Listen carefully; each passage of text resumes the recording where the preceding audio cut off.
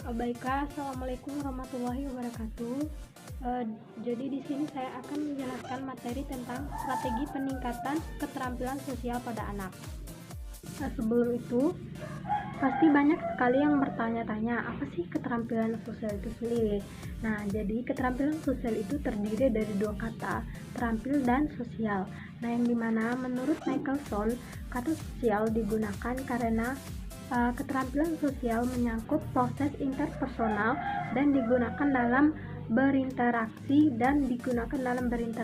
dengan orang lain.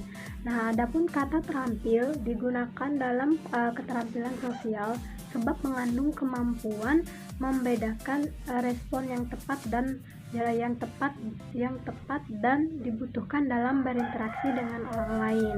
Nah, kemampuan ini diperoleh dan berkembang melalui proses belajar baik dari orang tua, teman sebaya maupun lingkungan masyarakat. Bukan merupakan kemampuan yang ada sejak lahir atau yang dibawa sejak lahir. Nah, sedangkan menurut Thomson, keterampilan sosial adalah keterampilan untuk mengatur pikiran dan perasaan yang dinyatakan dalam suatu tindakan atau perbuatan yang tidak merugikan diri sendiri dan orang lain. Nah, kemampuan ini sangat diperlukan ketika anak mulai memasuki kelompok sebaya. Nah, lanjut ke cara melatih keterampilan sosial pada anak. Nah, yang dimana cara yang pertama ialah melakukan pembinaan hubungan dengan orang dewasa. Nah, apabila diibaratkan anak-anak adalah kertas kosong yang memang siap untuk diisi oleh orang dewasa. Nah, artinya orang dewasa harus selalu siap membantu anak dalam menyelesaikan segala permasalahannya. Tentunya memang harus sesuai dengan kebutuhan. Nah, anak pun akan terlatih keterampilan sosialnya dengan selalu membina hubungan yang baik dengan orang dewasa, khususnya orang tua dan juga pengajar di sekolahnya. Lanjut ke cara yang kedua, yaitu melakukan pembinaan dengan kelompok. Nah, cara yang kedua ini untuk melakukan pembinaan dengan kelompok belajar anak. Nah, yang dimana hubungan kelompok yang terbina tersebut bisa membantu anak mengenai identitas diri anak serta menjaganya di kegiatan pola kehidupannya sehari-hari. Nah, anak juga mampu melakukan aktivitas dan juga rutinitasnya serta mentaati berbagai peraturan yang diterapkan di sekolah dan menghargai perasaan serta milik orang lain. Nah, lanjut ke cara yang ketiga, yaitu melakukan pembinaan dengan anak lain.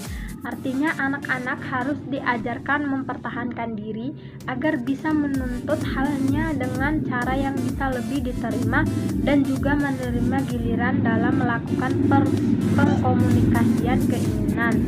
Nah, mengadakan negosiasi dengan acara yang diterima oleh adanya kelompok di sekitarnya.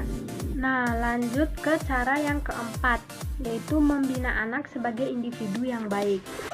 Nah, sebagai orang tua, kita juga wajib mengajari anak kita agar bisa belajar dalam bertanggung jawab, khususnya dalam membantu dirinya sendiri, melakukan komunikasi verbal, dan juga untuk menjaga dirinya sendiri.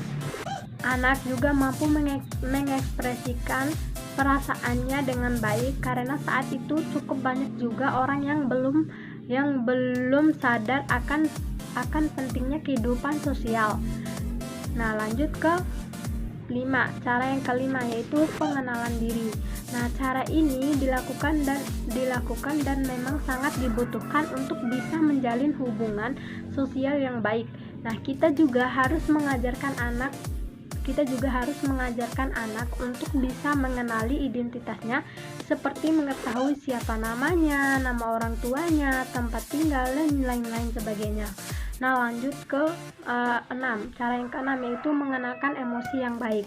Nah, mengenalkan emosi yang baik ini maksudnya ialah yang dimana sejak dari usia dini kita mengajarkan kepada anak itu untuk mengenali emosi yang ada di dalam dirinya sendiri. Nah, anak juga harus paham mengenal jenis emosi karena bisa membuatnya lebih mengetahui pengenalan emosi yang dilakukannya agar nantinya bisa bersikap yang sesuai dengan tuntutan lingkungan. Nah, sekarang lanjut ke cara yang ketujuh. Nah, cara yang ketujuh ini adalah mengajarkan rasa simpati.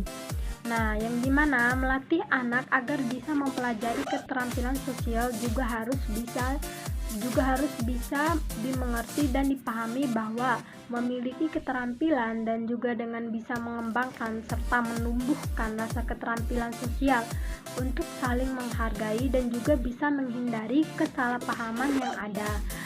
Nah, lanjut ke cara ke-8, yaitu mengajarkan anak rasa berbagi. Nah, yang dimana sedari dini juga anak harus diajarkan mengenai rasa berbagi dengan orang lain. Nah, anak harus mampu memiliki rasa kebersamaan dan juga berbagi tentang hal yang dimilikinya atau sesuatu yang dimiliki oleh anak itu sendiri. Nah, cara ini juga agar membuat anak belajar tidak hanya mementingkan dirinya sendiri saja atau egois. Nah, lanjut ke cara yang ke-9, yaitu simpati. Nah, yang dimana simpati ini keterampilan lainnya yang memang harus dipupuk sejak dini seperti rasa simpati dan juga emosi. Nah, perasaan yang satu ini memang biasanya dipengaruhi oleh rasa iba dan juga rasa belas kasih dengan orang lain. Baiklah, mungkin hanya itu saja yang dapat saya sampaikan. Lebih dan kurangnya saya mohon maaf. Billahi taufiq wal hidayah. Wassalamualaikum warahmatullahi wabarakatuh.